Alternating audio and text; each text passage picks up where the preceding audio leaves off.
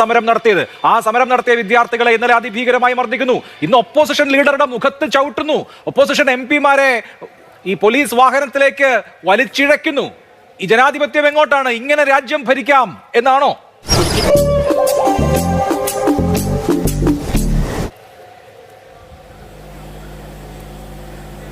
ശ്രീ അഭിലാഷ് മോഹൻ, ഈ ചർച്ച ആദ്യം മുതൽ കാണുന്ന ആളുകൾക്ക് ഡൽഹിയിൽ നിന്ന് നിങ്ങളുടെ പ്രതിനിധിയായിട്ടുള്ള ശ്രീ ബാലഗോപാൽ ബി നായർ പറഞ്ഞ കാര്യവും നിങ്ങൾ പറഞ്ഞ കാര്യവും തമ്മിലുള്ള വൈരുദ്ധ്യം മനസ്സിലാവും എന്നാണ് ഞാൻ വിചാരിക്കുന്നത്. കാരണം ശ്രീ ബാലഗോപാൽ റിപ്പോർട്ട് ചെയ്യുന്ന സമയത്ത് അദ്ദേഹം പറഞ്ഞ കാര്യം, ഇടയ്ക്ക് രാഹുൽ ഗാന്ധി താഴെ വീഴുന്നത് കണ്ടു, അദ്ദേഹം മുഖം മറച്ചിരിക്കുന്നത് കണ്ടു, അദ്ദേഹത്തിന്റെ മുഖത്ത് പോലീസ് ചവിട്ടി എന്ന് ചില ആളുകൾ ആരോപിക്കുന്നതായി കേട്ടു, പക്ഷെ അതുമായി ബന്ധപ്പെട്ട തെളിവുകൾ നമുക്ക് കിട്ടിയിട്ടില്ല. രാഹുൽ ഗാന്ധി മുഖം മറച്ചുകൊണ്ടാണ് മാധ്യമങ്ങളോട് പിന്നീട് സംസാരിച്ചതെന്നാണ്. അടുത്ത കൂട്ടത്തിൽ അങ്ങ് സംസാരിക്കുമ്പോൾ പ്രതിപക്ഷ നേതാവിന്റെ മുഖത്ത് ചവിട്ടി എന്നതൊരു സ്ഥാപിത സത്യമായിട്ട് അങ്ങ് സംസാരിക്കും. ഇങ്ങനെയൊക്കെ നടക്കുമെന്ന് ഞാൻ സ്വപ്നം കണ്ടതാ. അങ്ങയുടെ പക്ഷം പ്രതിപക്ഷ നേതാവിന്റെ മുഖത്ത് മുറിവുണ്ട്. അതിപ്പോ ആ ദൃശ്യം കണ്ട അറിയാലോ. പ്രതിപക്ഷ നേതാവിന്റെ മുഖത്ത് ചവിട്ടി എന്ന് ഡൽഹിയിലുള്ള നിങ്ങളുടെ റിപ്പോർട്ടർക്ക് സ്ഥിരീകരിക്കാൻ പറ്റിയിട്ടില്ല. അയാൾ പറഞ്ഞു തന്ന വിവരം വെച്ച് ഇവിടെ വാർത്ത അവതരിപ്പിക്കുന്ന നിങ്ങൾ ചവിട്ടിയത് നിങ്ങൾ കണ്ടതുപോലെ പറയണം. അതല്ല ഉദ്ദേശം. ഞാൻ മാറി. പ്രതിപക്ഷ നേതാവിന്റെ മുഖത്ത് ചോര പൊടിയുന്ന ദൃശ്യങ്ങളില്ലേ? അതിപ്പോ ശങ്കുട്ടിദാസിനും കണ്ടൂടെ? ശരി. പ്രതിപക്ഷ നേതാവിന്റെ മുഖത്ത് ചോര ഒലിക്കുന്ന ദൃശ്യങ്ങളുണ്ട്. അതേപോലെ തന്നെ KSU സമരത്തിൽ ആളുകൾ ചോര ഒലിപ്പിക്കുന്ന ദൃശ്യങ്ങൾ നമ്മൾ കണ്ടിട്ടുണ്ട്. അതൊക്കെ എങ്ങനെയാണ് ഉണ്ടായത് എന്നുള്ളത് നമ്മൾ കണ്ടിട്ടുണ്ട്. ഇതൊക്കെ അവിടെ ആളുകൾ ഇന്റർനെറ്റ് സാക്ഷരതയുള്ള കാലഘട്ടത്തിൽ ഇത് ആളുകൾ രാവിലെ തൊട്ട് വൈകുന്നേരം വരെ കണ്ടുകൊണ്ടിരിക്കുകയാണെന്നും നിങ്ങളുടെ വൈകുന്നേരത്തെ ചർച്ചയിൽ നിങ്ങൾ അവതരിപ്പിക്കുന്ന അജണ്ട വെച്ചിട്ടുള്ള നാരേറ്റീവ് കൊണ്ടല്ല ആളുകൾ സത്യങ്ങൾ മനസ്സിലാക്കുന്നതും നിങ്ങൾ മനസ്സിലാക്കിയാൽ മതി. ചർച്ചയിൽ ഇപ്പൊ കോൺഗ്രസിന്റെ പ്രതിനിധിയായിട്ടുള്ള ഡീൻ കുര്യാക്കോസ് പങ്കെടുത്തല്ലോ. അദ്ദേഹത്തെ പോലീസ് വാഹനത്തിലേക്ക് കയറ്റുന്നതിന് മുൻപ് മർദ്ദിക്കുന്നതായി കണ്ടു എന്ന് നിങ്ങൾ പറഞ്ഞു. വാഹനത്തിൽ കയറിയതിന് ശേഷം നടന്ന എന്താ നിങ്ങൾ കണ്ടോ? അത് നാട്ടുകാർ മുഴുവൻ കണ്ടിട്ട് ഞാൻ വേണമെങ്കിൽ നിങ്ങൾക്ക് ഈ ഫോണിൽ കാണിച്ചു തരാം. നിങ്ങൾക്ക് ധൈര്യം നിങ്ങൾ ഈ ദൃശ്യങ്ങൾ അത് നിനക്ക് നേരത്തെ അറിയാമായിരുന്നു. ഏകദേശം അറിയായിരുന്നു. ഈ കുടുംബം കലക്കാൻ ഒരുത്തൻ ശ്രമിക്കുമ്പോ നീ അതിന് കൂട്ടുനിൽക്കുക. പോലീസിനെ തള്ളുന്നാണോ? എത്ര നിങ്ങൾ ലളിതവൽക്കരിച്ചു. ഡീൻ കുര്യാക്കോസ് എന്ന് പറയുന്ന മനുഷ്യൻ ആ പോലീസ് വാഹനത്തിനുള്ളിൽ കയറി തന്നെ അങ്ങോട്ട് ഇരുത്താൻ ശ്രമിക്കുന്ന ഒരു സാധാരണക്കാരനായിട്ടുള്ള പോലീസ് കോൺസ്റ്റബിളിന്റെ കോളറിൽ പിടിക്കുകയും അയാളെ പിടിച്ച് തള്ളുകയും അയാളുടെ പുറത്തടിക്കുകയും ചെയ്യാണ്. അവിടെ കൂടെയുള്ള പോലീസുകാർ പറയുന്നുണ്ട് ചെയ്യരുത്. പുറത്ത് നിൽക്കുന്ന ഒരു സ്ത്രീ അവിടെ നിന്ന് ആർത്ത് വിളിക്കുന്നുണ്ട്, അയാൾ MP ആണ് എന്നുള്ളത്. അതായത് അയാൾ വലിയ IPS ഉദ്യോഗസ്ഥനോ അധികാരപ്രമത്തനായിട്ടുള്ള എല്ലാ തരത്തിലുള്ള സംവിധാനങ്ങളുടെയും ധാർഷ്ട്യമുള്ള ഒരാളൊന്നുമല്ല. അവന്റെ നിത്യകൂലിക്ക് വേണ്ടി ഒരു ഗതിയും പരഗതിയും ഇല്ലാതെ വേതനത്തിന് വേണ്ടിയിട്ട് പോലീസ് യൂണിഫോം ഇട്ട് വന്നിട്ടുള്ള ഒരു സാധാരണക്കാരനെയാണ് തന്നെ ഒന്നും ചെയ്യാൻ കഴിയില്ലെന്നുള്ള ധാർഷ്ട്യം കൊണ്ട് ഈ MP പിടിച്ച് മർദ്ദിക്കുന്നത്. അതിനെപ്പറ്റി നിങ്ങൾക്ക് യാതൊരു പ്രശ്നവുമില്ലേ? 118 പോലീസുകാർക്കാണ് പരിക്ക് പറ്റിയിട്ടുള്ളത്. അതിൽ 5 IPS ഉദ്യോഗസ്ഥന്മാർ ഉൾപ്പെടെ. ഈ പറയുന്ന CJP പ്രതിഷേധത്തിൽ ആകെ പരിക്ക് പറ്റിയിട്ടുള്ള പ്രതിഷേധക്കാരുടെ എണ്ണം 60 ആണെങ്കിൽ പരിക്ക് പറ്റിയിട്ടുള്ള പോലീസുകാരുടെ എണ്ണം 120 അടുത്താണ്. അതിൽ നിങ്ങൾക്ക് യാതൊരു പ്രതിഷേധവും ഇല്ലേ? ായിട്ടുള്ള നിരവധി ആൾക്കാർക്കെതിരെ പല സ്ഥലങ്ങളിൽ പല FIR-കൾ ഇടേണ്ടി വന്നിട്ടുണ്ട്. 110-ലധികം പോലീസുകാർക്ക് പരിക്കു പറ്റിയിട്ടുണ്ട് എന്നുള്ളതാണ് കണക്ക്.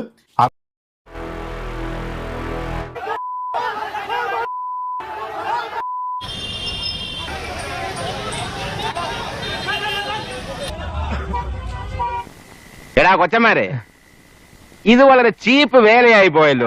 പാർലമെന്റ് എന്ന് പറയുന്നത് ഒരു ഹൈ സെക്യൂരിറ്റി സോണാണ്. അത് പണ്ട് തൊട്ടേ അങ്ങനെയാണ്. 2001 പാർലമെന്റ് അറ്റാക്കിന് ശേഷം അവിടെ അമിതമായിട്ടുള്ള സുരക്ഷയുണ്ട്. ആ മേഖലയിലേക്ക് യാതൊരു തരത്തിലുള്ള പ്രകടനങ്ങളോ പ്രതിഷേധങ്ങളോ അനുവദിക്കാറില്ല. ഇനി അതിസുരക്ഷാ മേഖലയിലേക്ക് ആയിരക്കണക്കിന് ആളുകളെ കൂട്ടി മാർച്ച് നടത്തുകയും അത് തടയാൻ ശ്രമിക്കുന്ന പോലീസുകാരെ കല്ലെറിയുകയും അവരെ മർദ്ദിക്കുകയും ചെയ്തു കഴിഞ്ഞാൽ പോലീസുകാർ എന്താ രാമരാമ ജപിക്കുമെന്നാണോ നിങ്ങൾ പ്രതീക്ഷിക്കുന്നത്? കേരളത്തിലെ ഒരു മാധ്യമം, ഞങ്ങളുടെ പ്രത്യേകമായിട്ടുള്ള അജണ്ട വെച്ചിട്ടുള്ള സൈബർ ആളുകളൊന്നുമല്ല, കേരളത്തിലെ റിപ്പോർട്ടർ എന്ന് പറയുന്ന ഒരു മാധ്യമത്തിന്റെ പ്രവർത്തകൻ അവിടെ നിന്ന് റിപ്പോർട്ട് ചെയ്യുന്ന സമയത്ത് അയാൾക്ക് നേരെ വന്ന് കല്ല് വീഴുന്നു. എന്നിട്ട് അയാൾ ആ ലൈവിൽ തന്നെ പറയണം, അതാ കല്ല് വരുന്നു, അതാ അടുത്ത കല്ല് വന്നുകൊണ്ടിരിക്കുന്നു. അതായത് ഈ CJPയുടെ പ്രതിഷേധക്കാർ കല്ല് കൊണ്ടുവന്നിട്ട് ഈ മാധ്യമങ്ങളെയും പോലീസുകാരെയും കല്ലെറിയുകയാണ് എന്നത് കേരളത്തിൽ നിന്ന് പോയിട്ടുള്ള മാധ്യമങ്ങൾ ഉൾപ്പെടെ കണ്ടിട്ടുണ്ട്. എന്തോ ഞാനൊന്നും കേട്ടില്ല, പുല്ല് ചെവി അടിച്ചു പോയാ എന്തോ.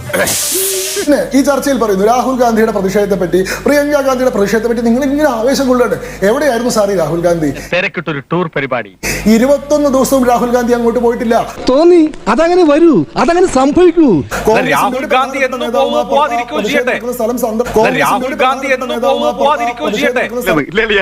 താനാടോ യഥാർത്ഥ രാഷ്ട്രീയക്കാരൻ? ഓന്തിനെപ്പോലെ നിറം മാറുന്ന കഴുതേ ായിട്ടുള്ള വാചകമടി ഒന്നും നടത്തണ്ട. നിങ്ങൾ വിഷയം പറഞ്ഞാൽ മതി. താങ്കൾ പറഞ്ഞ 23 ദിവസം സമരം നടത്തി സർക്കാർ. ജനാധിപത്യമല്ലേ രാജ്യത്ത്? എനിക്ക് അല്ല ശരി, നിങ്ങൾ പറയുന്നതൊക്കെ ഞാൻ കേൾക്കാം. പക്ഷേ ഒരൊറ്റ കാര്യം മാത്രമേ എനിക്ക് പറയാനുള്ളൂ. ഇപ്പൊ നിങ്ങൾ പറഞ്ഞു സോനം വാങ്ചുക്കിന് 21-ാം ദിവസം പുതപ്പിൽ ചുരുട്ടിക്കൊണ്ടുപോയിന്ന്. 21 ദിവസം നിരാഹാരം നടത്തിയിട്ട് പൊട്ടാഷ്യം ലെവലും സോഡിയം ലെവലും താഴെയായിട്ട് ജീവൻ തന്നെ അപകടത്തിലായിട്ടുള്ള ഒരാളെ നടത്തിക്കൊണ്ടു പോകാൻ പറ്റുമോ പോലീസിന്? പോലീസ് അദ്ദേഹത്തെ ഹോസ്പിറ്റലിലേക്ക് മാറ്റുന്നത് കോടതിയുടെ നിർദ്ദേശപ്രകാരമാണ്.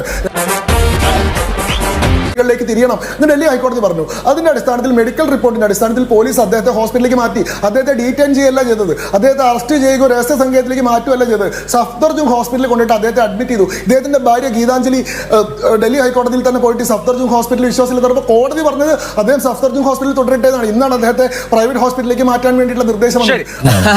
അപ്പോൾ അയാളുടെ ജീവൻ സംരക്ഷിക്കാൻ ആവശ്യമായിട്ടുള്ള നടപടിയാണ് സർക്കാർ സ്വീകരിച്ചത്. ഞാൻ മുഴുവൻ പറയട്ടെ, നിങ്ങൾ ഒന്ന് നിർത്തൂ. ഈ പറയുന്നത് ഞാൻ ചോദിച്ചത് രാഹുൽ ഗാന്ധി എവിടെയായിരുന്നു ഈ സമരം നടക്കുന്നത് ഇത്രയും സമയത്തോളം? അതായത് 21 ദിവസം നിരാഹാര സമരം നടക്കുന്ന സമയത്ത് കോൺഗ്രസിന്റെ സോണിയാഗാന്ധിയോ പ്രിയങ്ക ഗാന്ധിയോ രാഹുൽ ഗാന്ധിയോ ജനറൽ സെക്രട്ടറിമാർ ആരെങ്കിലുമോ അതിന് പോയിട്ടില്ല. സോനം വാങ്ചുക്കിനെ ഈ പറയുന്ന പോലെ ഹോസ്പിറ്റലിലേക്ക് മാറ്റുകയും ഇവർ ഈ പാർലമെന്റ് മാർച്ച് നടത്തുകയും പാർലമെന്റ് മാർച്ച് അക്രമാസക്തമാവുകയും സ്വാഭാവികമായിട്ടുള്ള നടപടികളിലേക്ക് പോലീസ് തിരികെയും ചെയ്ത ഘട്ടത്തിൽ ഇത് കേന്ദ്ര സർക്കാരിനെതിരെയുള്ള ഒരു പ്രതിഷേധമാക്കി മാറ്റണം എന്ന ദുരുദ്ദേശത്തോടു കൂടിയിട്ടല്ലേ ഡൽഹിയിലേക്ക് എത്തിയിട്ടുള്ളത്. അത് ശരിയാ. ഏത് ശരി? നീ ഏതെങ്കിലും ഒന്ന് പറ. ഞാൻ ചോദിക്കട്ടെ, ഈ പറയുന്ന 2026 നീറ്റ് പേപ്പർ ലീക്ക് ഇന്ത്യയിൽ ആദ്യത്തെ സംഭവമാണോ? 2013 ആദ്യമായിട്ട് നീറ്റ് UPA സർക്കാരിന്റെ കാലത്ത് ഇൻട്രൊഡ്യൂസ് ചെയ്ത സമയത്ത് ആ പരീക്ഷ സുപ്രീം കോടതി ഇടപെട്ട് ക്വാഷ് ചെയ്തിട്ടില്ലേ? 2004 UPSCയുടെ ചോദ്യ പേപ്പർ, അതായത് ഇന്ത്യയിലെ സിവിൽ സർവീസ് എക്സാമിനേഷൻ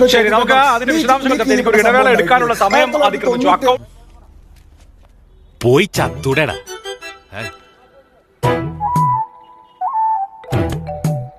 കണ്ടില്ലേ, വലിയ ലാത്തിയുമായി പോലീസിനൊപ്പം നിന്ന് സമരക്കാരെ അടിച്ചൊതുക്കുന്ന പോലീസുകാരല്ലാത്തവർ.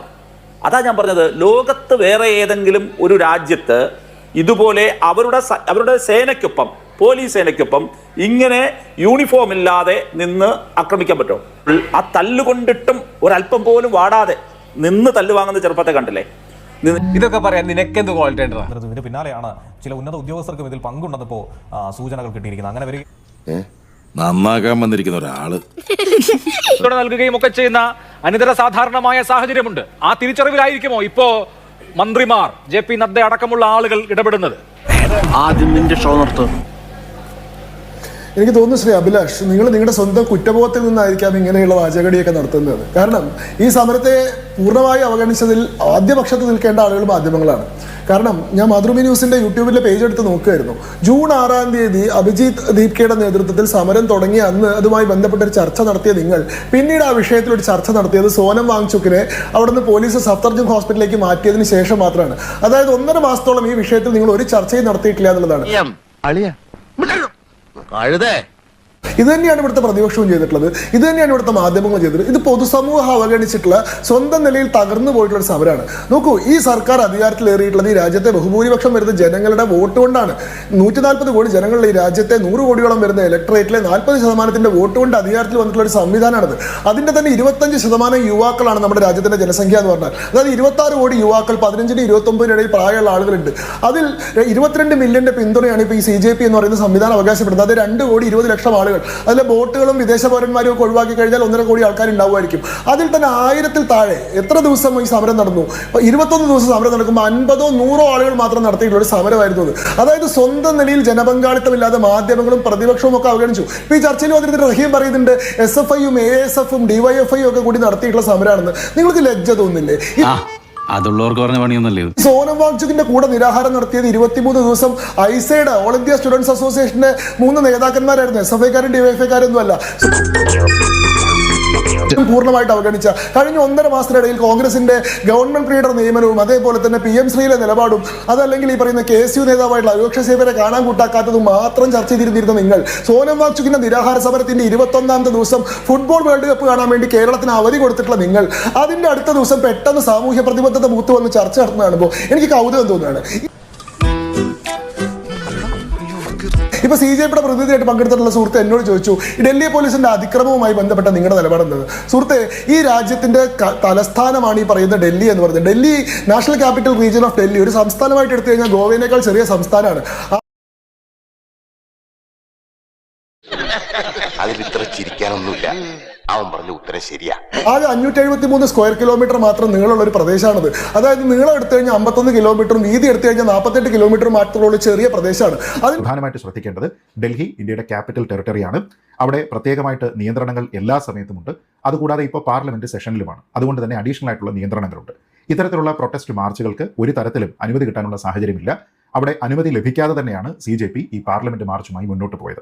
നമ്മുടെ പാർലമെന്റ്, നമ്മുടെ സുപ്രീം കോടതി, പ്രധാനമന്ത്രിയുടെ വസതി, രാഷ്ട്രപതി വസതി, 3 സേനകളുടെയും തലസ്ഥാനങ്ങൾ, ഇതെല്ലാം നിൽക്കുന്ന അതിസെൻസിറ്റീവ് ആയിട്ടുള്ള ഒരു സുരക്ഷാ കേന്ദ്രമാണത്. അതുകൊണ്ട് തന്നെ അവിടെ വളരെയേറെ നിയന്ത്രണങ്ങളുണ്ട്. മറ്റ് സംസ്ഥാനങ്ങളിൽ നിങ്ങൾ സമരം നടത്തുന്ന പോലെയല്ല. പ്രത്യേകിച്ച് ഒരു പാർലമെന്റ് മാർച്ച് നടത്തുന്ന സമയത്ത് 2001 പാർലമെന്റ് അറ്റാക്കിന് ശേഷം നമ്മുടെ രാജ്യത്ത് ഉണ്ടായിട്ടുള്ള നിയമങ്ങൾ പ്രകാരം പാർലമെന്റ് എന്ന് പറയുന്നത് ഒരു ഹൈ സെക്യൂരിറ്റി സോണാണ്. അവിടേക്ക് മുൻകൂർ അനുമതി ഇല്ലാതെ ഒന്നും ചെയ്യാതെ രാജ്യത്തിന്റെ പല ഭാഗത്തു നിന്നും വിദ്യാർത്ഥികളെ കൊണ്ടുവന്ന് നിങ്ങളൊരു സമരം നടത്തുമ്പോൾ സ്വാഭാവികമായിട്ട് പ്രതിരോധിക്കാൻ പോലീസ് നിർബന്ധിതാവും. പ്രതിരോധിക്കാൻ ശ്രമിക്കുന്ന പോലീസിനെ കല്ലെറിയും, അവരെ ആക്രമിക്കുകയും 118 പോലീസുകാർക്ക് പരിക്ക് പറ്റുകയും 5 IPS ഉദ്യോഗസ്ഥന്മാർ ആശുപത്രിയിലാവുകയും ചെയ്യുകയും അത് ഞങ്ങളുടെ മിടുക്കാണ്, അടിക്കാൻ തന്നെ ഞങ്ങൾ ഉദ്ദേശിച്ചിട്ടുള്ളതെന്ന് ഈ കോൺഗ്രസിന്റെ പ്രതിനിധികൾ ചർച്ചയിൽ വന്ന് പറയുകയും ചെയ്യുമ്പോൾ സ്വാഭാവികമായിട്ട് പോലീസിന്റെ നടപടിയെ ന്യായീകരിക്കാൻ പൊതുസമൂഹം നിർബന്ധിതരാകും. കാരണം പോലീസുകാരും മനുഷ്യന്മാരാണ്, അടിക്കുന്ന ആൾക്കാരുടെ കൈകൂപ്പേണ്ട ആവശ്യം അവർക്കില്ല, പ്രതിരോധിക്കേണ്ട ബാധ്യതയുണ്ട്. ഇക്കാര്യത്തിൽ ഒരു കാരണവശാലും ഡൽഹി പോലീസിനെ കുറ്റപ്പെടുത്താനായിട്ട് കഴിയില്ല. പോലീസിന്റെ വാഹനങ്ങളെല്ലാം തന്നെ തല്ലി തകർത്ത് പോലീസുകാർക്കെതിരെ കല്ലെറിഞ്ഞ് പരിക്കേൽപ്പിച്ചതിന് ശേഷം അയ്യോ ഞങ്ങൾ വിദ്യാർത്ഥികളാണെ ഞങ്ങളെ തല്ലാൻ പാടില്ലേ എന്ന രീതിയിലേക്കുള്ള ഇരവാദം ഉയർത്തുന്നത് ഒരു തരത്തിലുള്ള ആശാസ്യ നടപടിയുമല്ല എന്നതിനെക്കുറിച്ച് ഈ പ്രതിഷേധക്കാർ തന്നെയാണ് മനസ്സിലാക്കേണ്ടത്. ചർച്ചയിൽ പങ്കെടുക്കുന്ന CPM-ന്റെ പ്രതിനിധി ആദ്യം മുതലേ പറയുന്നത് ലോകത്ത് എവിടെയെങ്കിലും നിങ്ങൾ കണ്ടിട്ടുണ്ടോ, ഇന്ത്യയിലല്ലാണ്ട് എവിടെയെങ്കിലും ഇത് എന്താ സാർ ടിയാൻമെൻ സ്ക്വയർ നിങ്ങൾക്ക് ഓർമ്മയുണ്ടോ? 1989 ചൈനയിലെ ടിയാൻമെൻ സ്ക്വയറിൽ പ്രതിഷേധിച്ചിട്ടുള്ള വിദ്യാർത്ഥികളെ ടാങ്ക് കയറ്റി അരക്കിയാണ് നിങ്ങളുടെ കമ്മ്യൂണിസ്റ്റ് സർക്കാർ ചെയ്തിട്ടുള്ളത്. 2700 വിദ്യാർത്ഥികൾ ടാങ്കിന് അടിയിൽപ്പെട്ട് മരിച്ചിട്ടുണ്ട്. കമ്മ്യൂണിസ്റ്റ് പാർട്ടിയുടെ തന്നെ ഔദ്യോഗിക കണക്ക് പ്രകാരം 271 ആൾ മരിച്ചു എന്നാണ് ഇൻഡിപെൻഡന്റ് സോഴ്സസ് പ്രകാരം. ഇതല്ല ഞങ്ങൾ ചെയ്തിട്ടുള്ളത്. ഈ ഇന്ത്യയിലെ കാര്യം പറയട്ടെ സാർ, 1966 കൗസ്ലോട്ടർ ബാൻ ആവശ്യപ്പെട്ട് കർപ്പാത്രി മഹാരാജിന്റെ നേതൃത്വത്തിൽ നടന്നിട്ടുള്ള സമരം, ഇന്ത്യയിലെ 3 മഠങ്ങളിലെയും ശങ്കരാചാര്യന്മാർ പങ്കെടുത്തുള്ള സമരം, ആ സമരം പാർലമെന്റ് മാർച്ച് നടത്തിയപ്പോൾ ഇന്ദിരാഗാന്ധിയുടെ പോലീസ് സമരത്തിന് നേരെ വെടിവെക്കുകയാണ് ചെയ്തിട്ടുള്ളത്. 27 ആളുകൾ വെടിവെപ്പിൽ മരിച്ചിട്ടുണ്ട്, 8 ആളുകൾ മരിച്ചു എന്നുള്ളതാണ് ഒഫീഷ്യൽ കൗണ്ട്. 2012 ഈ പറയുന്ന നിർഭയ സമരവുമായി ബന്ധപ്പെട്ട് റൈസീന ഹിൽസ് വരെ പ്രസിഡന്റിന്റെ വസതി വരെ വിദ്യാർത്ഥികൾ വളയുന്ന സാഹചര്യം ഈ രാജ്യത്തുണ്ടായപ്പോൾ അന്ന് കോൺഗ്രസിന്റെ ഗവൺമെന്റ് എങ്ങനെയാണ് നേരിട്ടിട്ടുള്ളത്? അങ്ങനെ ഒരു നിലയ്ക്കും ഇതിന് അക്രമാസക്തമായിട്ട് നേരിടാൻ ഈ ഗവൺമെന്റ് ഉദ്ദേശിച്ചില്ല. അതുകൊണ്ടാണ് 21 ദിവസവും അവർ സമരം നടത്തിയപ്പോൾ അത് നിയമവിരുദ്ധമായിട്ട് കൂടി അക്രമാസക്തമായി നേരിടില്ല എന്നാണ് BJP പറയുന്നത്. മാർച്ച് നടത്തുകയും പോലീസുകാരെ ആക്രമിക്കുകയും ചെയ്തു കഴിഞ്ഞാൽ